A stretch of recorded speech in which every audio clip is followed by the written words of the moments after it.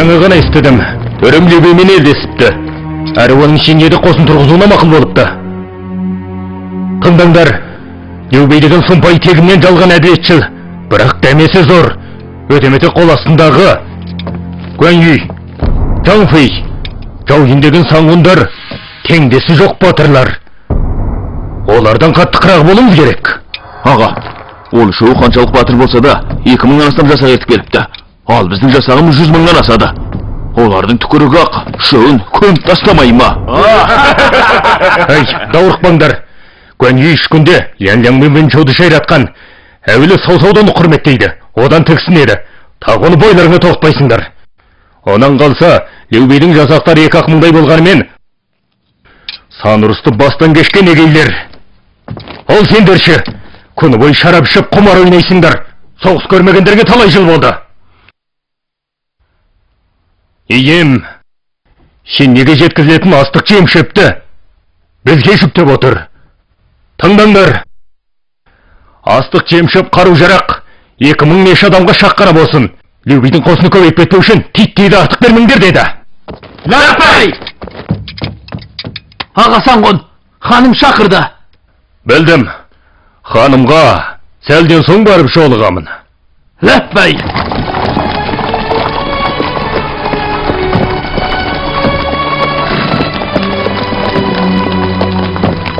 Қанағат қараңызшы. Анатаудан аттан Шине шаһарына жетесіз. Ол үлкен болмаса да берік қала. Қорғанысқа оңтайлы, шабуылдауға берік қала. Жаңынан жырақтығы 100 шақырымға жетпейді. Егер соғыс болып қалса, көмек соғысын жарым күнде жетіп келеді. Теңшің ағайдың шапағатының арқасында ғана Шинеге табан тірейтін болдым. Теңжудың даласына аяқ басқалы, бұл араның жері құнарлы, елі құтты екенін, басқа дуан аймақтармен Теңшінің арасында жер мен көктей парық барын байқадым.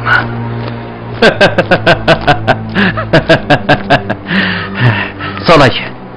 Әкем Жинжуға би болғаннан кейін Жиншанды мекенім деп білді. Ол кісі әуел зираттық орында таңдап қойды. Көз жұмған соң осында жерленеді. Айтпақшы, тағы бір іс бар еді. Мен саған көп рахмет айтамын. Сөнченнен естісем, ол Жиншыңмен кездесуге келгенде біздің Жинжуға келуімізге Саймау Саңғын қатты қарсы шығыпты. Егер сен болмасаң келуіміз қиын екен. Не болды Бекзада? Ертеме кешпе Саймаудың қолынан өлетін шығармын. Хан ағасы, сіз білмейсіз ғой. Олдың үлкен болғанымен туған шешем ерте көз жұмған. Әкем Жинжуға би болғаннан кейін өгей шешем Сайханымды алды. Одан бір ұл сүйді. Кешесіз көрген Люсың дәл сол. Әкем оны ерекше әлпештейді. Сайханым мен оның бауыры Саймау көп жылдан бері әкемді Люсыңды мұрагер етуге қолқалап келеді. Сай өлеті Жиншандағы 9 аймақ бойынша ең үлкен ұру. Әкемнің қосынының тізгіні аға Саңғын Саймаудың қолында. Бәлкім күндердің бірінде ажалымнан бұрын өлетін шығармын. Тек болған емес, әкем көз жұмғаннан кейін Саймау Люсыңның көзін құртып, өзі Жиншанның биі болып алам екен деп қорқамын. Қанағасы, Саймаудың сіздің Жинжуға келуіңізге не үшін жанталаса қарсы шығатын білесіз бе? Арам жоспарым іске аспай қалам екен деп қорқады. Үлкенін тастап, кішісі мұрагер ету былық-былықтың қайдар емес бе? Жеңшің ағай сұңғыладан бола тұра, мұны да білмей ме? Әкем егде тартты. Оларды құрықтай алмайды.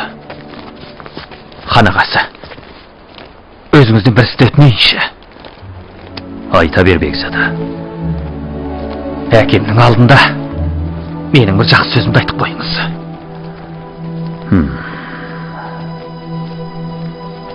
Бекзада, Тың Жеңшің ағайдың жарлықауымен Жинжудың бір бұрышына зорға табан тіредім.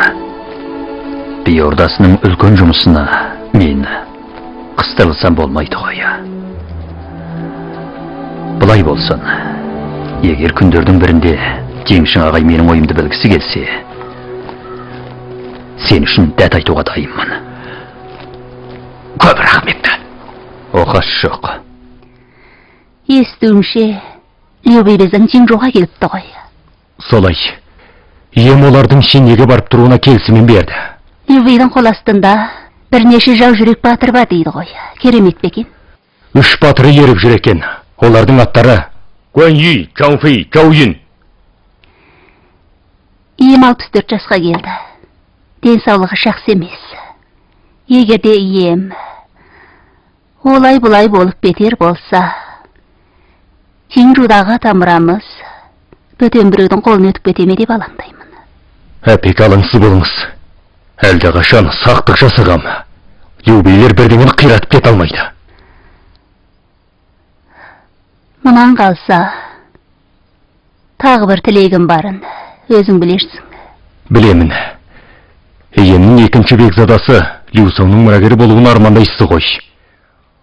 Бұл тілекке жету үшін істі абайлап істегеніміз жөн.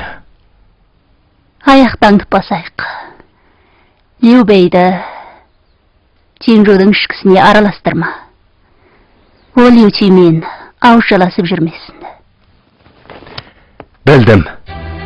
Янанның 11-ші жылы Цау-Цау Яншаудың қалдық қосынын тағы талқандап, Жи, Чин, Бин, Йоу сияқты дуандарын тізгіндеді.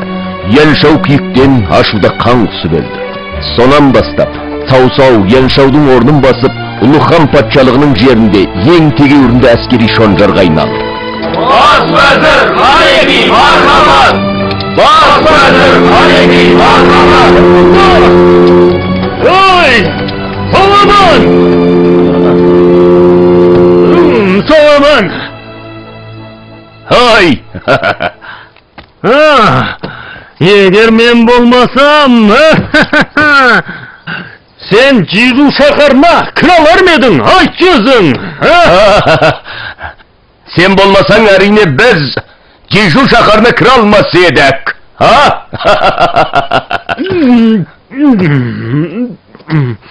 Саламан, сен менің тауда еңбегімді ұмытушы болма.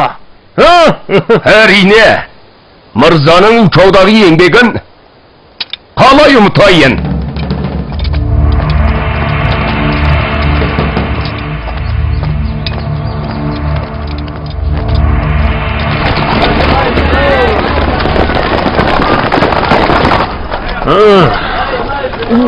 Қалайық, Саламанның бүгінгідей марсиып, алшаң басқанына таң қалмаңдар. Кезінде ол меніменен бірге жақсылық көрген. Бала кезімізде тау құрмап, ауылдың итін шулатқанбыз. Бар ойнап. Әуелі алдам көстік істегенбіз. Сол дәурен неткен сәтті, неткен қызыл еді. Аман, мен дұрыс айтқан шығармын, Аман, сен қайдасың? Саламанды маған тезірек тауып әкеліңдер. Байқаңқырап сөйлеміз. Бас уәзірдің құлағына жетсе, басыңызға күн туады. Бас уәзір дегенің бұл жырақ. Аман деген аман, жай бір пенде. Ол сөйлеміз. Екеуміз сияқты оның да бір мұрын, екі көз бар. Аман менімен ескі дос болғаны болмаса, ол көз ашық адам емес. Көкең жер бетіндегі барлық сырды біледі. Расыл айтпақшы, Аман-ау, екеуміз тағы қатын бұмар, нәпсі бұмарлық артықшылығымыз бар еді. Оның үстіне елден ерек едік, екеумізге ешкім жетпейтін.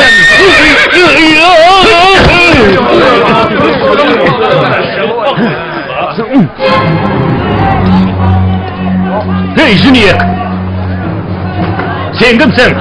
Кеуден неден жоғары? Атымды үркітіп мені жықтың. Менің кім екенімді білесің бе? Бас уәзірдің көне досы. Жүзуянмын. Ит неме? Ши фамилиясын қалай жамылып жүрсің? Ши фамилиясын дейсің бе? Барып бас уәзір Саламаннан сұра. Егер мен Ши фамилиялы болмасам, сен сияқты қара дүрсін сақалдылар Жижуға аяқ басалар ма еді? Сен бұл жырай берме. Тағы аузыңа келген доттасаң, жарып тастаймын.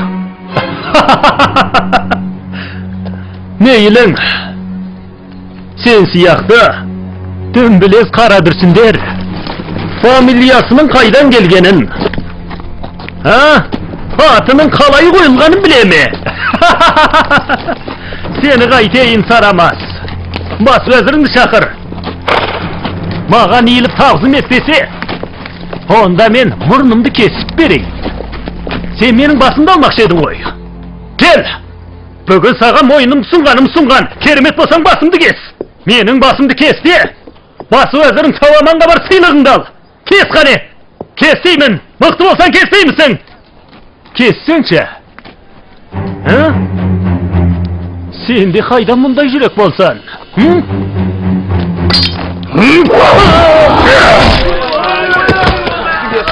Ит неме?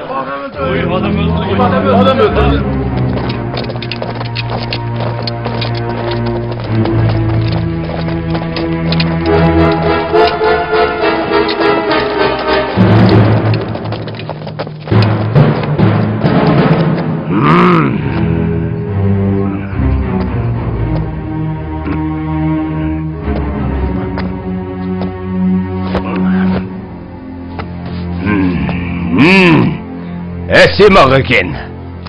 Жежу ордасының сәулеті лояңнан асып түсетін көрінеді.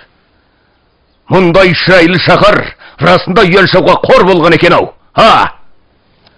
Менің естуімше, Юаншау Жежу шаһарын салдырғанда, оны жер бетінің орталық етпекші көрінеді. Мен енді түсіндім. Неге қаламгерлердің бәрі Юаншаудың қолтығына кіргісі келеді десем, оның сарайы кең емес пе? Осы Жежудан Кінлин сияқты 4 әйгілі қаламгер шығыпты. Кінлин? Әлгі маған жаза жорғын жасау жөндегі қалам тербеген Кінлин бе? Дәл сол. Алып келіңдер. Ләтпай!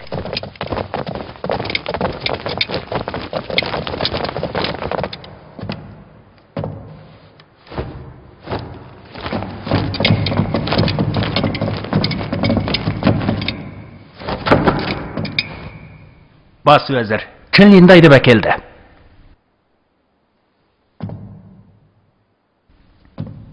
Кінлин деген сенбісің? Солай.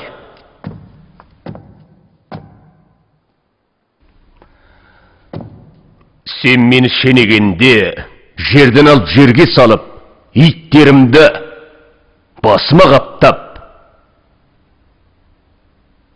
айзымды бір қандырған едің. Міне бүгін алдыңда тұрмын. Енді неге сыбамайсың?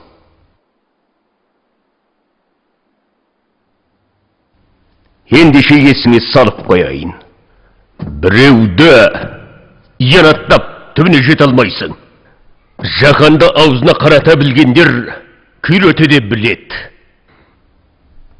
Бас уәзір тауып айттыңыз. Көтер басыңды. Маған қара. Айбатым асып рухым тасып тұрғанын байқаған шығарсың. Ел янаттай берген соң солай болдым. Сол күні түнде басым жарылып кетердей болып ауырған еді. Сенің мені жазалау жөніндегі жазбаңды оқыған соң дәршпей ақ жазылып кеттім. Десе де бір жайда түсін алмай-ақ қойдым. Мені қанша қырғасаң да мейлі еді. Неге менің 7 атамды жездей қақтайсың? Олардың сенімен не қатысы бар?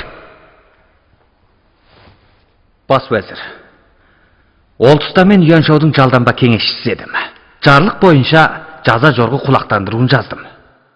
Сондықтан қаламды қару етіп, батырып жазуға мәжбүр болдым. Күнәкәрмін бас уәзір, жазалаңыз.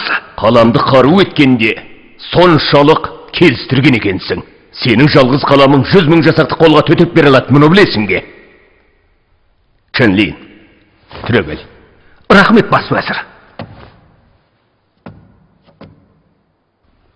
Кезінде туындыңды оқығанда, ашудан сені жеп қоярдай болғам, әр қуанғам. Ал бүгін Юаншаудың тағында мәз болып отырмын. Әрине саған таңырқай қарауым керек шығар. Сенің дарының елді еңкейте де, елірте де алады. Мұнан кейін билік жүргізуде, ел басқаруда, кітап жазуда сен сияқты дарындылар кем болса болмайды. Әрине, егер маған ел болғың келмесе, онда саған бір сарай, 20 тай торғын торқа сыйлаймын. Есігіңді тарс жауып ал, өлең жырды бұрқырата бер. Бірақ бір шартым бар. Жақсы өлең жазған сайын, оны ең алдымен маған жіберіп бересің. Ләззаттандырасың. Алдымен оқып рақаттанайын. Бұған қалай қарайсың? Бас уәзірдің шарапаты мен шапағатына бас идім. Сізге ел болуға мен дайынмын. Енді жөн болды. Жөн болды. Түрегел. Қане тұр. Бас уәзір. Міне, көрдің ғой, ер шекіспей бекіспейді деген. Бүгін көңілім расында көтеріліп қалды. Сен бара бер, кейін шүйіркелесерміз. Пақырың сонда кетті.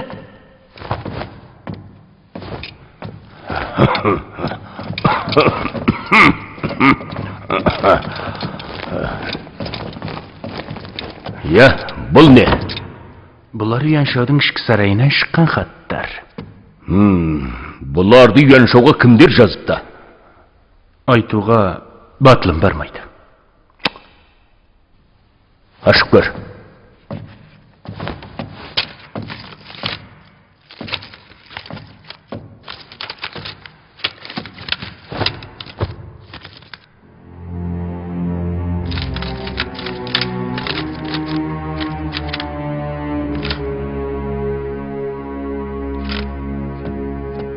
Әке, бұлардың көбі бұл... Айта бер.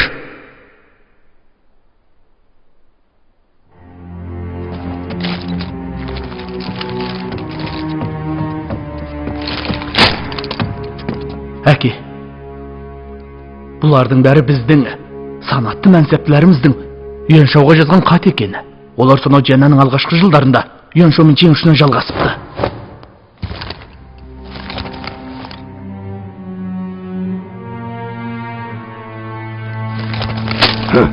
Оқымаймын, оқсам, албастым ұстар.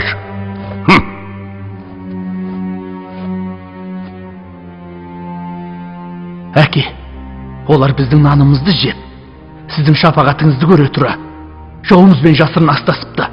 Мыналар олардың күнәсін растайды. Аты жөні бойынша тектесек, біреуде қашып құтыла алмайды. Әрине олар қашып құтыла алмайды. Бірақ оларды ұстағанда не қыламыз? Басын аламыз. Басын аламыз? Онда менің де басымды алуға тура келеді ғой. Өйткені мен де Юаншауға хат жазғам. Әуелі оған жағын сұғам. Мен оған сен түстіктің тірегісің, баршаның өнегөссің дегем. Оларда не жазық, не кінә бар дейсің? Түсінуге болады. Олар мен жеңіледі деп алаңдап, өздеріне барар жер басар тауыз деген шығар. Бас уәзір кемеңгерсіз ғой. Юаншау күш-қуаты тасқындап тұрғанда да сізге шақ келмеген. Ал қазір Юаншау о дүниеде жатыр. Бұл хат иелерін тек деп қайтеміз. Бас уәзір бұл хаттарды өртеп, көнәріктесіңіздің соңынан жібермейсіз бе? Көрдің бе? Шүнyi не деген кен қолтық демейсің бе? Жоқ. Бас уәзірдің көңілі дана, пейілі дәрия ғой. Мен тек көкейіңіздегі сөзді ғана айттым. Пер. Мына хаттарды алдыңғы қақпаның сыртына шығарып, санатты мәнсептілердің көзінше өртеп жібер. Әрі оларға өткен істің мәңгі құлдастырылмайтындығын айтып қой. Ләппәй.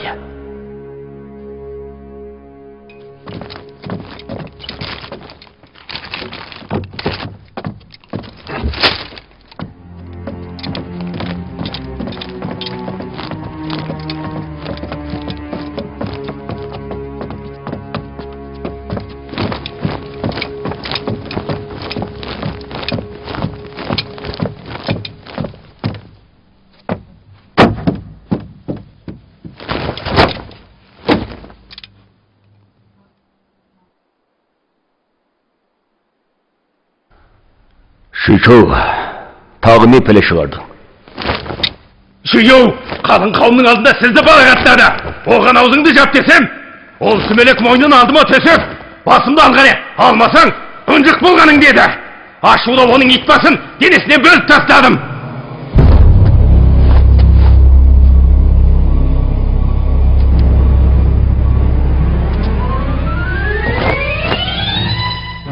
Сен Шүйеудің басын алдың ба? Ха? Ол менің көне досым Яншауды жеңіп Тежуді алуда басты еңбекті сол сіңірген. Басын неге кесесің? Басымды алсаңыз болды ғой. Дәл айттың, Шүйчуді апарып, көптің көзінше басын алыңдар. Жоқ, Шүйчу қан кеш чайқа жасап көп еңбек сіңірген. Әке, оны кешіріңізші. Болмайды. Заң жақын жол бермейді. Шүйеудің басын алуы тіпті жосынға сыймайды. Басын алыңдар. Естігім жоқ. Оны баяғыда өлтірмек болғам. Ай, жоқ. Көйдірді ғой. Басын алыңдар. Шүйчу расында кінәлі. Бірақ Шүйеудің қорған төбесінде аузына келгенін көкігенін мен де естігем. Сізді балағаттағанда тым асық бетті. Менше Шүйеуді арулап жерлеп, онан соң патшаға мәлімдеп, оған Таңяң бегі деген лауазымын берейік. Сонымен бірге Шүйчуді қатаң жазалайық. Ол Шүйеудің қабір алдында басырып, күнәсін жусын.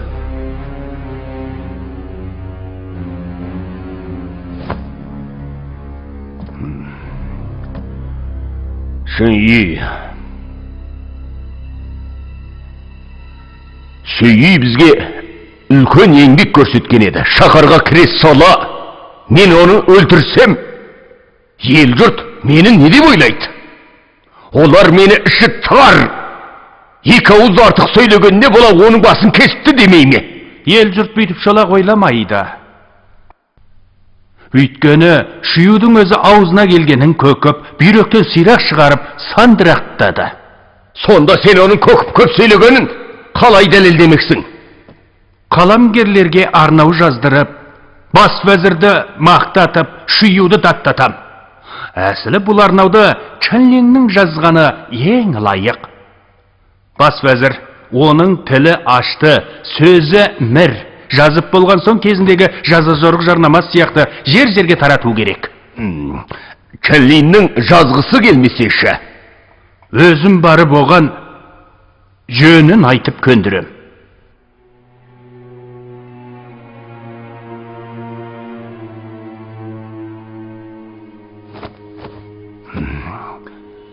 Шүйчу, сен менің көне досымды өлтіріп, кешірілмес күн өткізген едің. Бірақ сен мастықта ағаттық өткізгендіктен бір жолға кештім. Десе де бүгіннен бастап жай жасақ болып атпағасаң, 3 ай бойы шарап ішпейсің. Шүйеудің қабірінің басына барып оған басырасың. Тез алғысайт.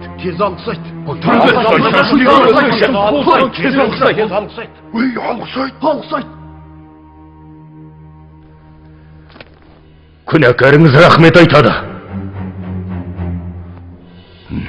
Жоғал.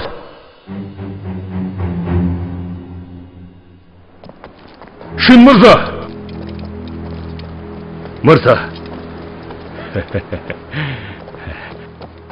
Құтқарып қалғаныңызға мың рахмет. Алғыс айтпай. Мырза, әлгінде сарайда бір шайға миым жетпеді.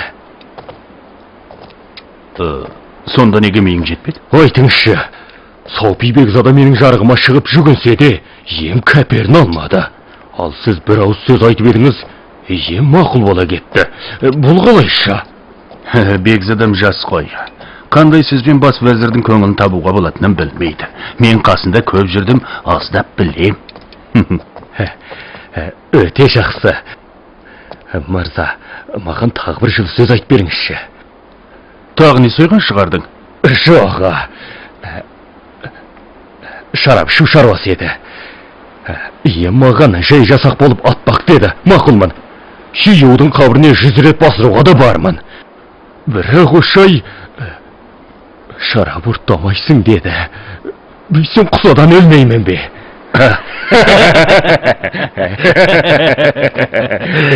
Пей! Сенің өзі дәмең зор ғой.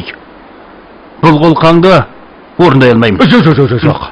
Мырза, сый қылсаң сыпыра қыл деген. Осы үлкен тілегімді орындап берсеңіз, жақсылығыңызға ғұмыр бойы алғыс жаудырар едім. Сүйчу. Бас вәзірдің ойының шет жағасында аңғармағаның қалай? Қандай ой? Есіңде болсын. Сен бас вәзірдің ең жақсы көретін саңғынысың. Сен бас вәзірдің ойында жүрген бір істі тындырдың. Шүйуді өлтірдің. Бас вәзірдің ашуланғаны өтірік емес пе? Рас па? Мен мұны қалайша аңғармағанмын. Сен оны аңғарсаң шүй-шу болып жүресің бе? Бас вәзір сенің мінезіңді шыңау үшін сені атбағар бол, шарап ішпе деп отыр. Бас вәзір сені үш қосының бас саңғын етпекші.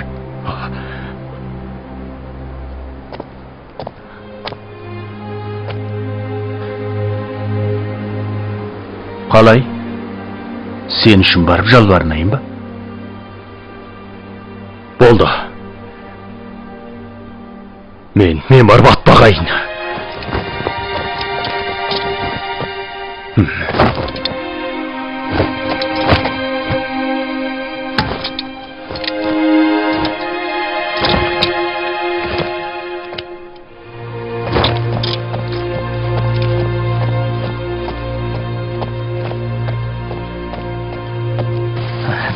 Әке қараңызшы, 9 дуанның тең жарынан астам жері сіздің қармағыңызға өтті.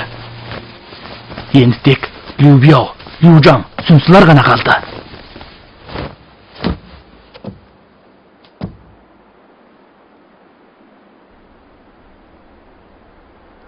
Любяудың қолынан түк те келмейді. Алана Жеңжу деген шаһарды ертеме кешпе, мен аламын. Люжанды ұзғалуды қажеті жоқ. Сүнчанның басының дымы кетпеген, күш қуаты шамалы. Алаңдау қажетсіз. Любейші. Любей қайда? Любей, Любяудың қанатына кіргеннен кейін шағын ғана Шине шаһарында тұрып жатыр. Бұл шаһардың ауданы 100 шақырымға да жетпейді.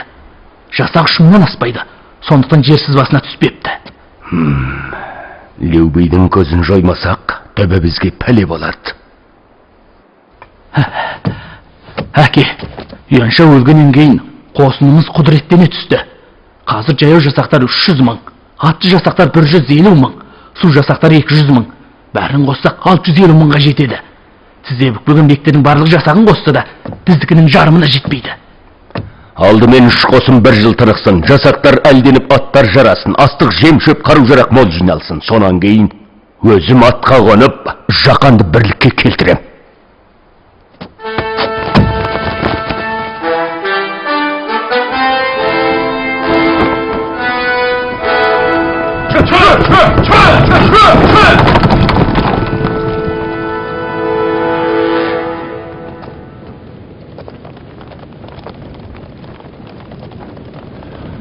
Ием.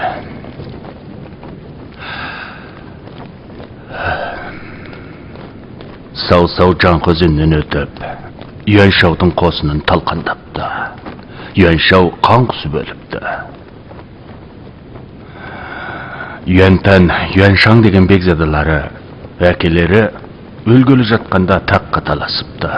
Сау-сау осы орайдан пайдаланып, тап беріп Юаншаудың неше 100 мың жасақты қалдық қолын түгел жойып жіберіпті.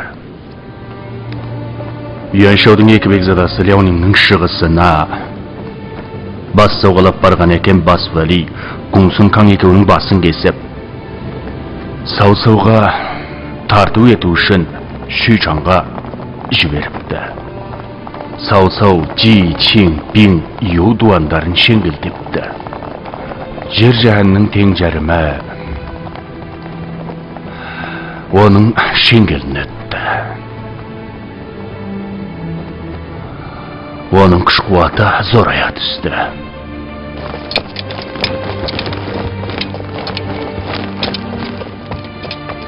Ем. Любияу сізді Жеңжуға келіп, қияп күріш мерекесін бірге өткізсе дейді.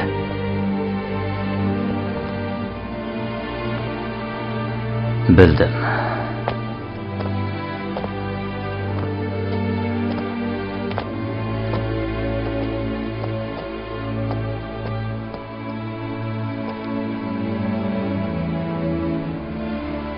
Алдияр, сіз қанағасыз ба?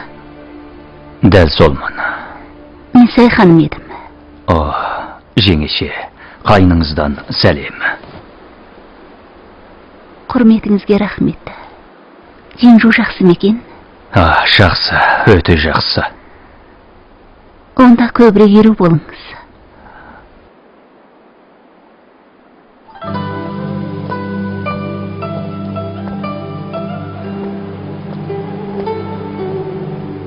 Бұл не дегені? Қараңды үшір деп тұрған шығар. Қанағасы, сарайға мархабат, ем тосық балды.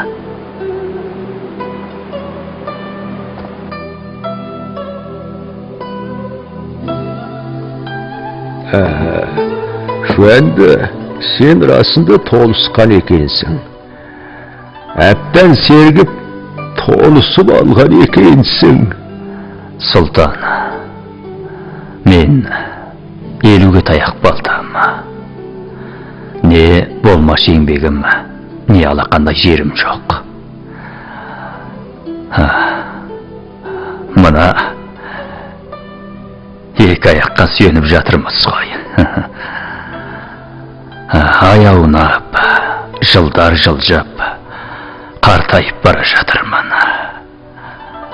Шуэнді, 50-ге келмей жатып, сен қартайдым деп маған налайсың. Сонда 64-ге келген маған не деуге болады? Бүгін өзіңді бір жұмыспен шақыртқан едім. Талай жылдан бері жанымды сыздатып келе жатқан бір шару еді. Осыған бір жөн көрсетсең болар ма екен? Сұлтан, айта беріңіз. Менің 2 ұлым бар. Үлкені Леучи, бұрынғы әйелімнен туған, соңғыла жуас, жұмсақ мінезді болғанымен, ұлыстың мүдесінен шыға алмас па екен деп алаңдаймын. Ал екіншісі Леусоң, кейінгі әйелім Сайханымнан туған, зерек ақылды, өзім қатты жақсы көрем. Сайханым орданың ішкі істерін басқарады. Інісі Саймау Жеңжудың аға саңғыны. Екеуі мені талай рет кішісін мұрагер етуге қол қалай берді. Бір бекімге келе алмай қиналып жүрмін ғой. Сұлтан, Юаншаудың неге жеңілгенін білесіз бе? Юаншаудың Саусаудың жеңгенін елдің бәрі біледі. Сауса ұрысқа шебер болудан сырт, Юаншаудың ішкі жарасы да мұрындық болды. Оның шпекзадасы мұрагер болатын таққа таласып салғыласты. Біреуінің басына күн туғанда, бірі қол қусырып қарап тұрды. Сондықтан ол Саусаудан ой сұрай жеңілді емес пе? Сұлтан, артық айтсам кешіріңіз. Ұлдың үлкенін қайырып қойып, кішісін мұрагер ету ежелден балақ-балақтың қайнары. Оның үстіне өзіңізді Леучиді сұңғыла деп отырсыз ғой. Леучиді мұрагер ету ойын болса да, бірақ сәулеті Жеңжудағыр келір ғой. Күш қуаты зор. Егер олар құптамаса, іштен жан шыға ма деп қорқа берем.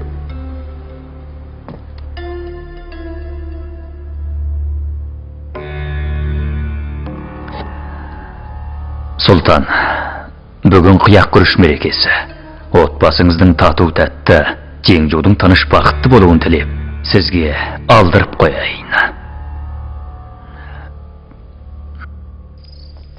Шуэнді, бүгінгі іште қонақ сарайға қона сал.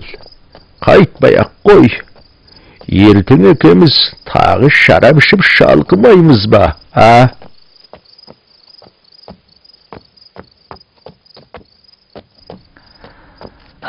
Сұлтан,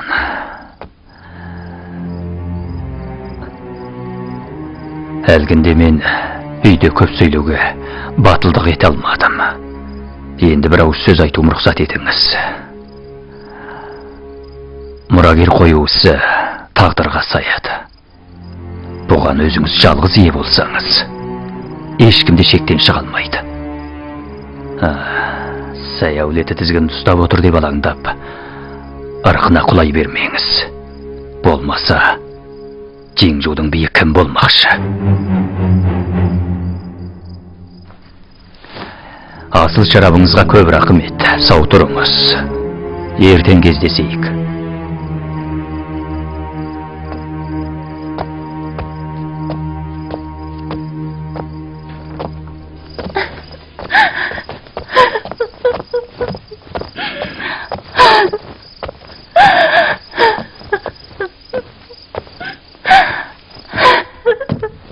Саған не жетті?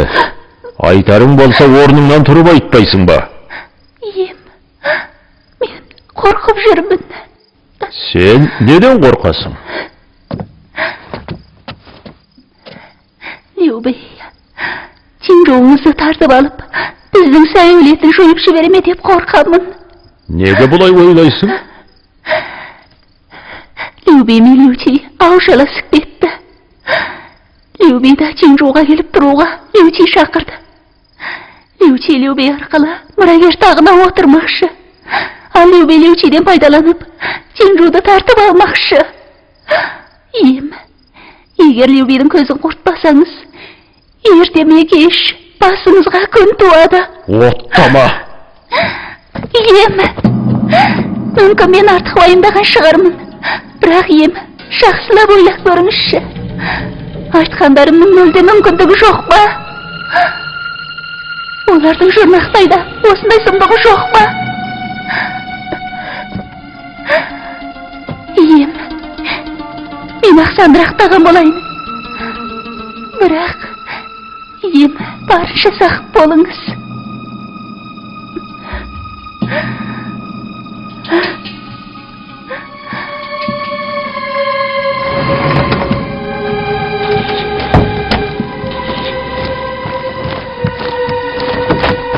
Әпеке, мені шақырдыңыз ба? Інім ау, енді кіріспесек, үлгір алмайтын сияқтымыз. Ненде іс болды? Ем бүгін кеште Любейді қонаққа шақырған.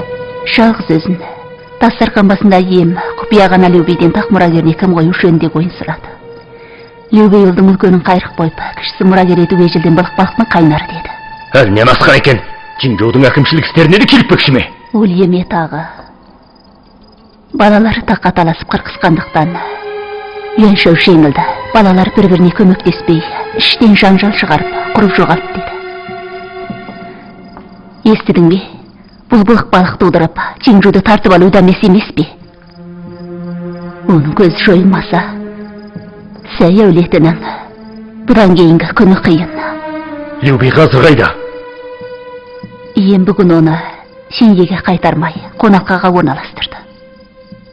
Дереу қолымды жиып, түнде оны өлтіріп қатерді аластаған соң, өзім барып, емнен кешірім сұраймын. Қорқпай кірсе бер. Менше төрем, Любейдің өлтірілгенін білген соң, от алып қопаға түссе де, сені жазалай қоймайды. Бұл қалай дегеніңіз? Сен емнің алдында тізерлегенде, мен еу соңда жаным алып, алдында еңіреймін. Емнің ішінде өзі сеп болса да, Жеңжудың қосын, билік тізгіні сай әулетінің қолында екенін білетіндіктен, өлтіргісі келсе де, саған да, маған да батын алмайды. Әтуарлылы, еу соңға тіпті тей салмайды. Оның үстіне жас егде татты. Басқа сүйеніші жоқ. Екемізге ғана сүйеніп. Жеңжуда төрелік тағын сақтайды. Сондықтан оның болған іске болаттай берік болудан басқа лажы жоқ. Әпеке, бәрінде долбарлаған екенсіз ау. Мен дереу барайын. Әй, бірістен абай бол. Ана Любидің қол астындағы жау жүрек санғындар. Люби өлтірілсе, олар елер үшін кек алмай қоймайды. Ол үшеу қанша батыр болса да, Жинжоудың сарбаздарды айғарап жүрген жоқ.